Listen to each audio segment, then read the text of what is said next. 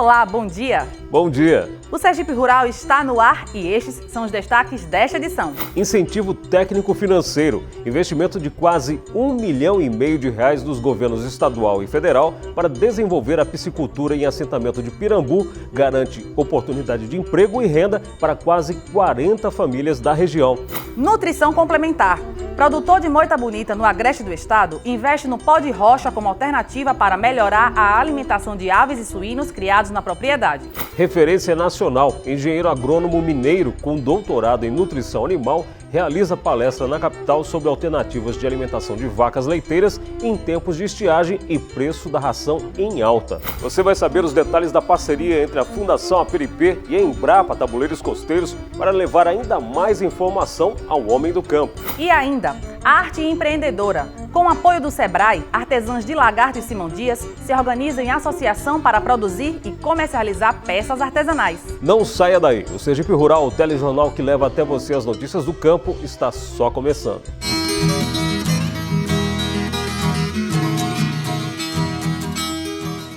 A gente começa esta edição com o resultado da parceria entre os governos estadual e federal para gerar emprego e renda para quase 30 famílias de um assentamento do município sergipano de Pirambu, no litoral norte do estado. Foram investidos quase R$3 milhões para a compra da propriedade e no desenvolvimento da piscicultura em tanques escavados. E não poderia ser diferente. Com o incentivo financeiro e a força de vontade de todos, as expectativas dos assentados são as melhores. Localizado em Pirambu, no litoral norte de Sergipe, o assentamento Papagaio foi adquirido através do programa Crédito Fundiário, uma parceria entre governo do estado e governo federal. Cerca de 37 agricultores familiares foram contemplados com recursos financeiros desse programa. A área corresponde a cerca de 495 hectares, no valor de pouco mais de R$1.510.000. Além dos recursos para a compra da terra, eles receberam um pouco mais de R$1.300.000 para realizar benefícios na propriedade e implementar os projetos produtivos na área de piscicultura em tanques escavados. Dentro dos parâmetros que a gente pegou isso hoje está bem desenvolvido. A gente pegou isso aqui, era tudo mato, não tinha estrada, não tinha nada, a gente vem lutando, não tinha cerca, era tudo aberto. Só agora que deu tempo para a gente iniciar o peixe. Mas espero que no futuro, com fé em Jesus Cristo, a gente consiga tirar o nosso sustento daqui. O programa de crédito fundiário tem o objetivo principal de garantir que trabalhadores rurais tenham acesso à terra e investimento para atividades produtivas, de forma a contribuir para a ampliação e consolidação da agricultura familiar. O crédito fundiário tem uma importância muito grande para o estado de Sergipe, de modo especial, até porque Sergipe, comparado com outros estados, avançou bastante nesse instrumento. Ele ajuda muito porque ele acaba fazendo uma reforma agrária pactuada, através de um acordo onde as famílias adquirem um financiamento e negocia com o proprietário a aquisição da terra. Aqui coube perfeitamente porque, primeiro, as pessoas eram da própria região, são pessoas que têm aptidão para a terra, aptidão para a apicultura e conhece muito bem a fazenda. Isso ajudou muito para que nós tivéssemos esse sucesso que é hoje aqui, com relação principalmente à piscicultura. O consultor Rafael Lopes, da empresa Multiagro, que presta serviços de assistência técnica aos agricultores da propriedade Papagaio, explicou que as atividades já realizadas no assentamento foram direcionadas à piscicultura, mas a fazenda tem potencial de diversificar a produção. A principal atividade dela é a piscicultura, como eu havia falado, porém ela tem outras atividades que vão ser desenvolvidas. A exemplo da ovinocultura, a fruticultura, a apicultura, que num segundo momento, a partir do próximo ano, assim que estabilizar essa piscicultura, a gente já vai começar a desenvolver. Já estamos nos organizando para isso, tanto em infraestrutura como também na capacitação. Na fazenda são 40 tanques de 30 metros e outros 5 tanques de 100 metros. E o interesse e a vivência dos agricultores na área da pesca são fundamentais para o bom andamento das atividades. Aqueles que já têm um certo conhecimento, um certo treinamento, também ajuda na passagem desse conhecimento para as pessoas que não tem, dos próprios associados. Além disso, a gente complementa também em capacitações, tanto em sala de aula, como também em campo. A gente tem focado muito a assistência no treinamento dia a dia. E durante nossa visita aconteceu o peixamento de 30.000 alevinos de tambacus, um híbrido de tambaqui e pacu que reúne as melhores características das espécies. Por isso, os agricultores acompanharam de perto o trabalho de verificação da temperatura, pH e oxigenação para a correta adaptação nos tanques. Para, enfim, acontecer o peixamento em si. Baldes e mais baldes com cerca de 400 alevinos cada eram transportados cuidadosamente e colocados nos tanques. E para essa tarefa, até o secretário entrou na água. Alguns desses tanques já receberam 10.000 alevinos de tilápias, que estão com cerca de 200 gramas cada. Na Semana Santa ele já está passando do ponto de vender, entendeu? Mas como esses tambacu que chegaram hoje não tem condições de sair na Semana Santa, aí a gente vamos esperar que esses tilápia fique para a Semana Santa, entendeu? Mas a gente tem certeza que na Semana Santa a gente tem peixe aqui para vender. Vamos falar agora de previsão do tempo. O mês de outubro em Sergipe começou com tempo abafado e muito calor em todas as regiões do estado. Mas será que o clima vai ficar assim pelos próximos dias em Sergipe? A gente tira suas dúvidas e confira no mapa. De acordo com o Centro de Meteorologia de Sergipe, o sol brilha forte no sábado e no domingo em todo o estado. Na segunda e na terça, o sol aparece entre nuvens, com possibilidade de chuva passageira no agreste e no litoral. Já no sertão do estado, o tempo segue firme, sem previsão de chuva. Na quarta, quinta e sexta, a sensação de calor aumenta com a chegada de uma nova massa de ar quente. A temperatura durante a semana deve variar entre 23 e 36 graus. No município de Ilha das Flores, a temperatura deve chegar aos 33 graus, 35 em Itabi e 32 graus em Propriá. A seguir, vamos mostrar os benefícios do pó de rocha como complemento nutritivo para aves e suínos de um produtor rural do agreste do estado. E ainda, em tempos de estiagem e ração animal nas alturas, engenheiro agrônomo mineiro faz palestra na capital para falar sobre alimentação de vacas leiteiras. Não saia daí, o Sergipe Rural volta já.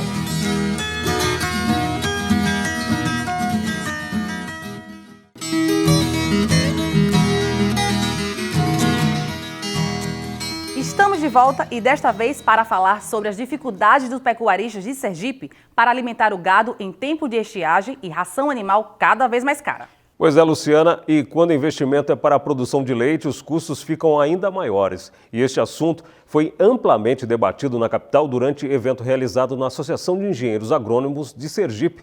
O engenheiro e doutor em nutrição animal Carlos Stephenson Ribeiro falou sobre a alimentação de vacas leiteiras durante palestra. A repórter Patrícia Dantas aproveitou para conversar com ele. Acompanhe.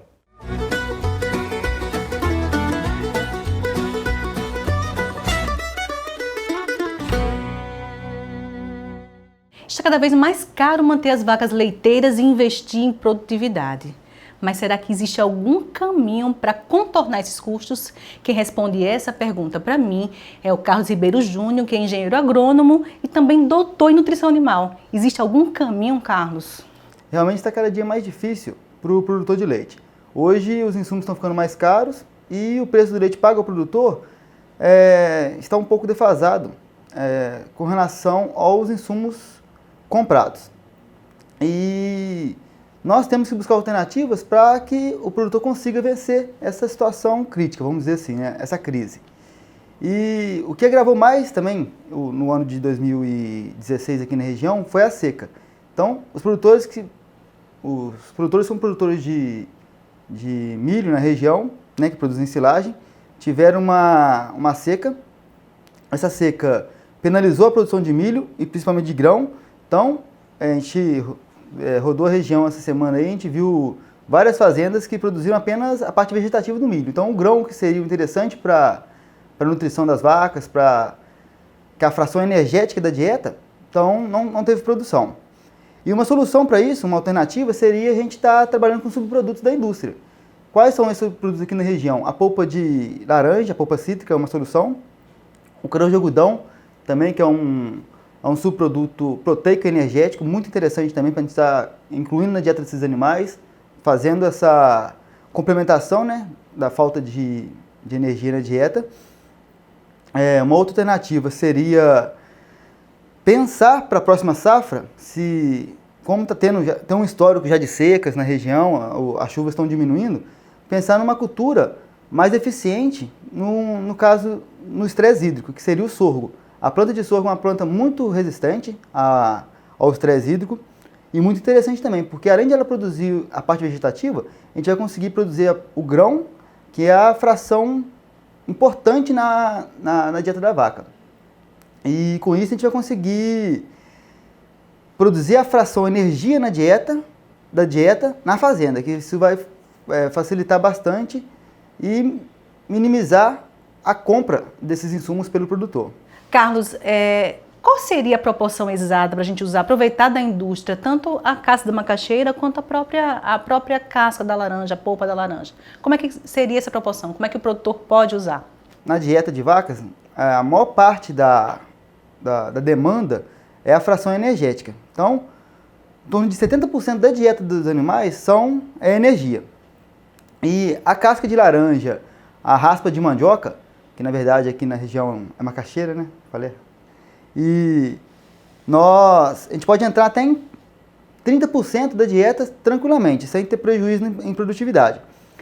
Isso vai depender muito do rebanho também. Animais mais produtivos, a gente tem que ter um pouco mais de cuidado com relação a essas inclusões. Mas animais menos produtivos, a gente pode trabalhar com inclusões maiores, substituindo até 100% do milho, vamos dizer assim, que não vamos ter prejuízos na produtividade. E o interessante também seria ter um acompanhamento técnico, né, para fazer essas recomendações mais corretas e não ter problema, não ter prejuízo na produtividade. Voltando a falar do sorgo, por que o senhor acha que existe essa cultura aqui do Nordeste de não usar o sorgo? Quais seriam as características desse alimento para a vaca, principalmente em relação ao estresse hídrico que o Estado já passa? O sorgo ele é muito menos exigente, já tem comprovação disso, a Embrapa mesmo tem trabalhado bastante com essas cultivares resistentes à seca. E por si só o sorgo já é resistente, é menos receptivo à seca do que o milho. E com certeza a gente vai conseguir produtividades interessantes aqui na região.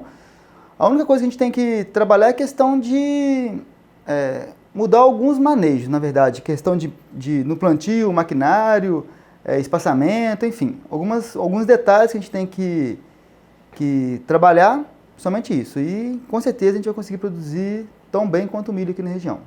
Carlos, e existem alternativas diferentes para, digamos assim, substituir o milho? A questão do algodão, do caroço de algodão, que outros elementos a gente pode usar para substituir o milho, já que esse é o nosso, digamos assim, o nosso gargalo ultimamente? Aqui na região temos poucas, porque a indústria é um pouco limitada. Mas vamos falar da indústria regional. Nós temos aí a polpa cítrica, que é um resíduo da indústria aqui na região, que é uma opção para estar substituindo o milho. O caroço de algodão também é uma outra opção que a gente pode estar entrando na dieta. No Brasil como um todo, a gente tem outras opções também que vêm do sul, que é a casca de soja, que também é outra opção para estar substituindo o milho. E o próprio sorgo também, o sorgo grão. E alguns trabalhos também estão sendo realizados a gente está trabalhando com o sorgo reidratado. O que é isso? É uma técnica que tem, onde o pessoal umedece o sorgo e fermenta ele, na verdade, faz uma ensilagem de sorgo do grão, e isso faz com que se melhora até 30% a digestibilidade desse material. Carlos, eu não sei se você conhece muito, tem muita propriedade em relação à palma, mas digamos assim, é o salva-vidas daqui do sertão. Será que a gente consegue fazer uma nutrição boa utilizando a palma como ingrediente principal ou um dos ingredientes principais? A palma é uma cultura fantástica, na verdade. Eu sou do Sudeste, na verdade, tinha pouco conhecimento com a palma, estou agora tendo mais contato com a palma na verdade, todas as experiências que eu tive com a palma agora foram experiências positivas. Eu fiz, inclusive, na região de Vitória da Conquista, na Bahia, a gente fez não foi um experimento, foi um teste. A gente colocou silagem de milho, palma e capim para as vacas e testando a preferência delas. E elas foram na palma, sabe? Isso aí, para mim, me surpreendeu demais. E a palma hoje, ela é associada com um outro tipo de volumoso, por exemplo, o sorgo mesmo, o milho. Hoje, na situação que nós estamos, o sorgo seria mais interessante. Ela vai muito bem. E é uma cultura, assim, que aguenta a seca, ela é muito resistente, produz muito por hectare, e o único inconveniente que eu acho dela ainda seria a mão de obra para cortar, mas eu acho que isso em pouco tempo vamos conseguir mecanizá-lo, o corte, a colheita, e isso vai ser solucionado. Mas se não fosse o problema de colheita da palma, para mim para a região aqui seria a opção mais viável. A gente conhece a realidade de Sergipe, mas como é que o senhor vê a realidade do Brasil inteiro em relação à produção de leite, seu Carlos? Apesar dessa situação, para quem continua investindo no leite, hoje quem continua na atividade está tendo sucesso hoje, está colhendo os frutos está conseguindo pagar as contas dos anos atrás, resumindo. E eu acredito para 2016, 2017, até em 2018, esse cenário vai ser bem positivo. Por quê? Hoje nós não temos produção de leite aqui no Brasil, os animais realmente, com esse abate massivo, não temos animais. Até nós reconstituir esse rebanho, vai demorar em torno de uns 2 a 3 anos para a gente ter novos animais. E os nossos países onde nós importaríamos esse leite, que seria os países latinos aqui, Argentina e Uruguai, também não estão com alta produtividade. Então eles têm também um problema de produção lá nesses países e a gente não está conseguindo comprar leite deles. Então isso vai ser um cenário bem interessante daqui a longo prazo, vamos dizer assim. E para finalizar, eu pergunto, Carlos, vale a pena realmente investir em leite? Por quê? Sou muito suspeito para falar com relação à produção de leite, que eu sou produtor e gosto muito da atividade. Mas o leite é o seguinte, é uma atividade que é um trabalho de formiguinha, certo? Então a gente tem que ir aos poucos trabalhando, sabendo economizar na hora que precisa e sabendo investir na hora que pode. E quem faz esse trabalho de formiguinha no leite, com certeza vai ter sucesso. A gente tem que tomar muito cuidado com as cigarras, na verdade, né? E nesse momento favorável do leite, aparecem muitas cigarras. Quem são essas cigarras? São pessoas que vejam o leite como um momento favorável, entram na atividade, mas essas não têm sustentabilidade. Com certeza, com qualquer adversidade do sistema, ela vai sair fora. Então, resumindo, quem faz um trabalho de formiguinha bem feito na atividade leiteira, com certeza tem sucesso. E tá aí o recado. Quem produz leite é quem realmente gosta do que faz. A gente termina essa entrevista aqui, é com vocês aí no estúdio. Agora um recado para você que acompanha nosso programa e tem alguma sugestão interessante de reportagem. Entre em contato com a gente através do WhatsApp do Sergipe Rural. Anote o número 998946691. Participe! E esta semana, nossa equipe foi conhecer a criação de aves e suínos de um produtor rural de Moita Bonita, na região agreste do estado. O que chamou bastante atenção, Luciana, é a qualidade dos animais. Realmente impressiona, Marcelo. E sabe qual é o segredo? Ele introduziu pó de rocha como complemento nutricional na alimentação. A reportagem é de Patrícia Dantas e Jorge Henrique. Antes de seguir para Moita Bonita, viemos até Nossa Senhora da Glória, distante 112 quilômetros de Aracaju. E seguimos para a Praça dos Quiosques, região central do município, para acompanhar a Feira de Orgânicos, que acontece semanalmente com apoio da Prefeitura Local, Secretaria de Inclusão Social e a parceria com a Indagro. E para nossa surpresa, encontramos personagens de nossas matérias por aqui. José Nobre, agricultor experimentador que abriu sua propriedade para agricultores da região semiárida do Brasil, mostrando formas criativas e de baixo custo para a convivência com a seca, e também a Dona Maria da Horta, agricultora premiada que abriu as porteiras da sua propriedade para apresentar para a gente o pó de rocha e o uso dele nos cultivos. Nas 6 barracas da feira tem um pouquinho de tudo: frutas, raízes, ovos, e a clientela não faz cerimônia para comprar. E explicam os motivos. Feira orgânica, assim, tem produtos saudáveis, não é, para nossa alimentação. E assim, são bem cuidados, não tem produtos assim com tantos agrotóxicos e faz bem para a nossa saúde. O que a senhora sempre leva aqui? Eu costumo levar assim, as hortaliças, maracujá, tomate, para salada que é melhor. Viu? E ovos da galinha caipira também. A relação dos feirantes com os clientes é de amizade, e um desses feirantes é o José Gonzaga. agricultor de Moita Bonita, que também vende seus produtos nessa feira. E ele é o nosso personagem de hoje. Gonzaga comentou para os colegas da feira o que estava acontecendo com os ovos das galinhas que criava em casa. Apareceu um cidadão que é freguês meu na minha banca e escutou eu falando aqui com os outros clientes meus que minhas galinhas estavam bebendo ovo demais. Chegou a cliente procurando por ovo de galinha. E eu falei que essa semana não tinha porque as galinhas tinham bebido os ovos. E ele escutou isso. Então quando ele fez a compra, eu disse, o senhor tem muita galinha? Eu digo, não, é uma meia dúzia ou uma dúzia de galinha. E você sabe por que as galinhas estão bebendo ovos? Eu digo, não sei não, senhor. Ele disse, é a falta de um cálcio. Eu digo, olha, muitos técnicos agrícolas me dizem que é a falta de um cálcio, mas não me diz qual é o cálcio, eu estou neutro. Aí ele disse, mais tarde eu volto em sua banca. Aí esse cliente voltou. Mas até aí ele não tinha me identificado quem ele era. Aí chegou com uma bolsinha pendurada, com um produto dentro, disse, olha, põe na ração da galinha e daqui a 15 dias me deu o resultado. Digo, pois não. E, por gentileza, quem é o senhor? Ele foi e riu para mim, disse, olha, você falou que quem é seu técnico? Digo, olha, meu técnico era Erivaldo, mas ele está aposentado. Ele disse que as galinhas precisavam de um cálcio, mas não me disse que cálcio era esse. Ele disse, pois o cálcio é esse que está em suas mãos, é o pó de rocha. Pode pôr na ração da galinha que ela para de beber ovo, endurece a casca do ovo. Aí eu falei, como é seu nome? Ele disse, Renato.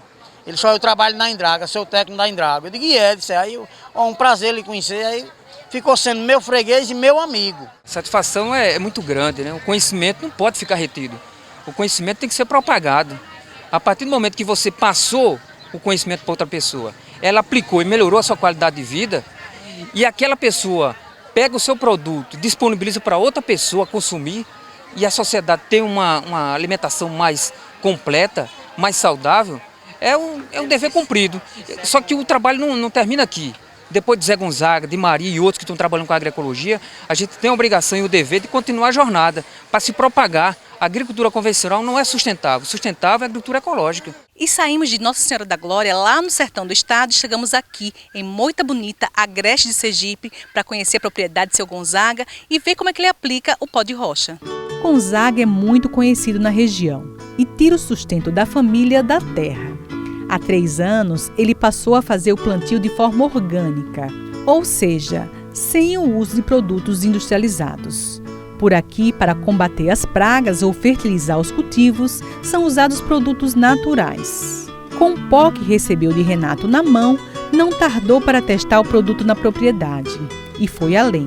O pó de rocha foi misturado à ração das galinhas.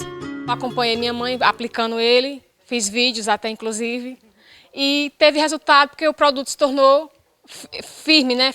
E saboroso também, né? Os ovos, como por exemplo os ovos da galinha, como já foi citado, ficaram mais rígidos, a casca, né? E ficaram melhores. E também servido aos porcos. Notei que o pó de rocha deu um bom resultado, porque era assim, os porquinhos não desenvolviam, assim, não comia bem, né? Aí depois que eu passei a usar o pó de rocha, eles se interessaram mais pela lavagem, e aí foi criando aquele brilho, né, no cabelo, e foi levantando. E cada dia que passava eu achava que eles já estavam aumentando mais rápido do que os que eu criava anteriormente, que eu não dava. Aí eu achei que estava já começando a dar um efeito, né? E realmente deu. E os porcos estão mais pesados? Estão mais pesados.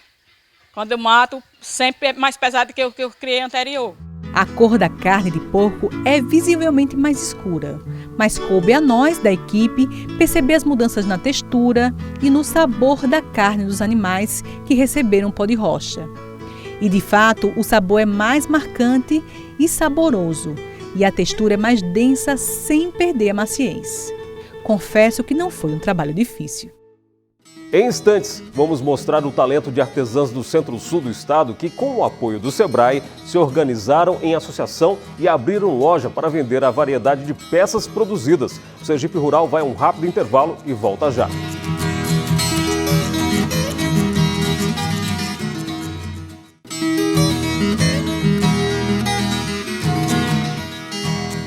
Esta semana foi oficializado o convênio entre a Embrapa Tabuleiros Costeiros e a Fundação Aperipê. O principal objetivo dessa parceria é informar a você, telespectador, sobre as inovações tecnológicas que podem contribuir para a produção no campo.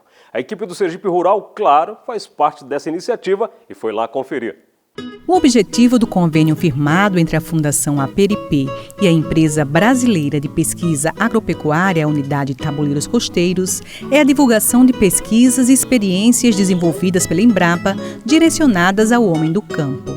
Uma grande parceria que quem sai ganhando principalmente é o público sergipano, principalmente o público que gosta da vida rural, que gosta da vida do campo, que se interessa pela produção agrícola e agropecuária em Sergipe e, sobretudo, as duas instituições que formam uma parceria que vai beneficiar a população e que beneficia diretamente também as duas instituições. Então, um grande momento que a gente vive aqui, assinando essa parceria com a Embrapa, em que, como eu disse, ganha todos. Ganha a população sergipana, ganha a Embrapa e ganha o sistema APRP de comunicação. A parceria envolve os programas Prosa Rural, o Dia de Campo na TV, produzido pela Embrapa, e ainda o nosso Sergipe Rural. Participaram da solenidade e assinatura do convênio os gestores da Embrapa e da Fundação APRP, representantes do setor jurídico das instituições, além das equipes responsáveis pelos programas. Essa parceria é feita através de um contrato que é assinado com as emissoras, né? E pode ser baixado inclusive pela internet para ficar recebendo o programa e divulgar. E o programa tem conteúdos inéditos, é feito semanalmente, é gravado um tema inédito, distribuído mensalmente para essas emissoras através de correio e também, agora, mais recentemente, exclusivamente pela internet. O convênio contempla a cessão de imagens entre a Fundação APRP e a Embrapa, além do uso dos estúdios radiofônicos para a produção do programa Prosa Rural, materiais que serão usados em diferentes mídias. Aqui no caso de Sergipe, a gente tem essa parceria com a TV, a gente utiliza os estúdios e técnicos da APRP para fazer essa gravação, inclusive com uma qualidade que a gente diria um pouco diferenciada de alguns outros nossos colegas que gravam, muitas vezes fazendo entrevistas por telefone. Isso, você sabe que do ponto de vista técnico tem uma certa perda, mas no caso aqui a gente tem sido muito elogiado pela qualidade dos equipamentos dos profissionais dessa casa. O Sergipe Rural é um dos programas que tem se destacado na grade da programação da APRP, porque tem levado um material de conteúdo interessante, de fato interessante para o homem do campo. Como é que o senhor enxerga essa parceria? Se vai melhorar ainda mais esse conteúdo desse programa? O conteúdo do programa ele está sendo difundido na TV APRP, nas redes sociais da APRP, no Facebook, no YouTube, toda a nossa rede social, e tem tido uma repercussão incrível. Alguns temas têm repercutido no Brasil inteiro e com essa consultoria que a Embrapa nos dá, qualifica cada vez mais o conteúdo e nós temos que ampliar essa parceria para o bem do povo de Sergipe. Com a assinatura desse documento, se pretende dar mais visibilidade aos trabalhos de transferência de tecnologia para a comunidade rural. Através dessa parceria com a TV pública, que é tão bem qualificada nos seus programas, a gente pode ter um mecanismo de transferência do conhecimento. Parte das nossas pesquisas, às vezes, estão muito localizadas, ficam no nosso veículo de publicação técnico-científico, nos artigos, nas revistas, e agora a gente tem um veículo extremamente qualificado, como o Sergipe Rural, como a Prosa Rural, como o Dia de Campo da TV. Então isso é muito bom, ganha a Embrapa e ganha o Estado de Sergipe e ganha a APRP com a programação tão bem assistida e tão bem qualificada pelo seu corpo gerencial. Artesãs dos municípios de Lagarto e Simão Dias, na região centro-sul do estado, apostaram no empreendedorismo e estão bastante satisfeitas. Há pouco mais de um ano, elas montaram uma associação e, com o apoio do Sebrae, abriram uma loja própria em Lagarto para comercializar as peças produzidas. Vestir o uniforme e enfrentar mais um dia de trabalho é algo corriqueiro para muita gente.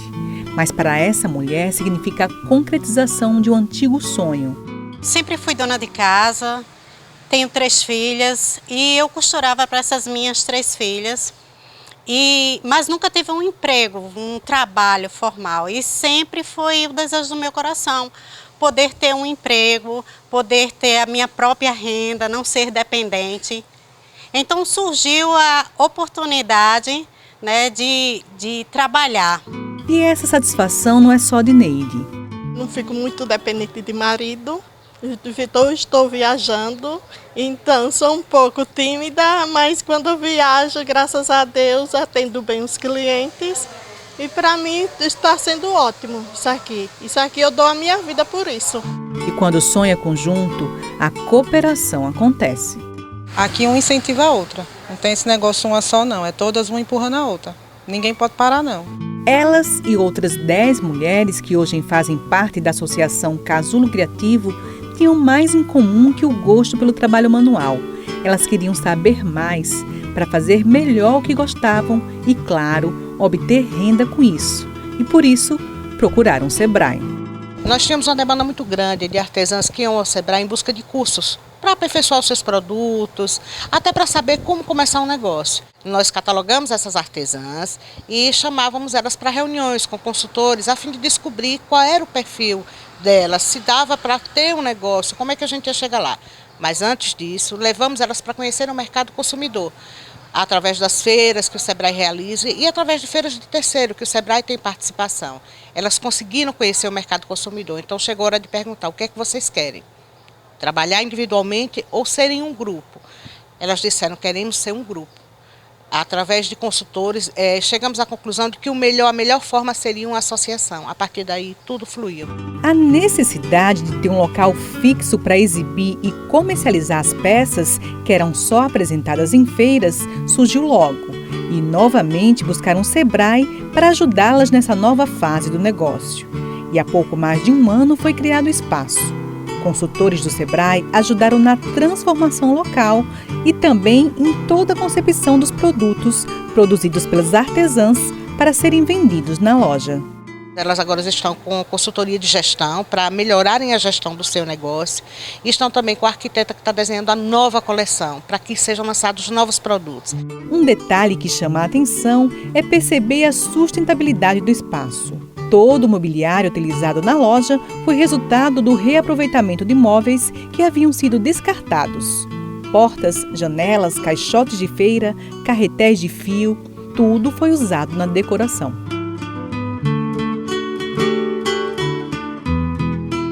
E com as informações que receberam, a atenção na combinação das cores e o cuidado com o acabamento foram redobrados. E o resultado são peças harmônicas, bem acabadas, seguras e muito, muito bonitas. Os elogios que recebem se transformam em incentivo a mais para elas continuarem. Me sinto plenamente realizada, porque muitas vezes eu acreditei que eu não era capaz. E hoje eu olho para o meu produto, vejo quando as pessoas compram, que gostam, que elogiam o meu trabalho, eu me sinto capacitada, né? E isso me renova para que eu busque mais e mais fazer o meu produto com perfeição. E os planos de alcançarem novos mercados estão só começando. E para essa fase, também contarão com a ajuda do Sebrae. Vamos continuar com elas. Elas estão construindo o site delas, da Casulo Criativo, as pessoas vão poder comprar através desse site. Então eu acredito que o papel do Sebrae foi um papel transformador, que transformou uma ideia num modelo de negócio que dá certo, transformou sonho em realidade. E o Sergipe Rural de hoje termina aqui, mas você pode ajudar na produção do próximo programa. É só enviar e-mail para sergiperural@perip.se.gov.br ou através do WhatsApp do programa. Anote o número 998946691. E a gente agradece a sua companhia. Até o nosso próximo encontro. Tchau.